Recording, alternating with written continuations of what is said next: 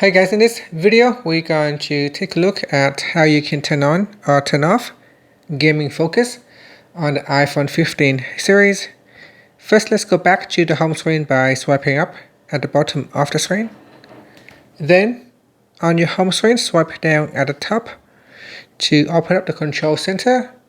Now tap on the focus button to turn on or turn off focus. In here, gaming focus is already turned on, so you can tap on it to switch it off.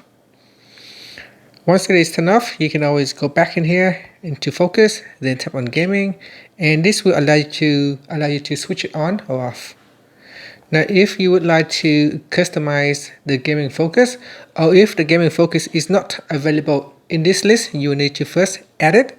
So you can tap on the add focus button at the bottom. This will allow you to go directly to the focus list page. In here, there will be an option where you can add in gaming. Once you have added your gaming focus to the focus page, it will no longer be available. So that's why I don't have one right here, because I have already added to my focus list. So in my focus page, I already have the gaming in here. But if I remove it, so if I remove this focus, you can see that I can add in a gaming focus.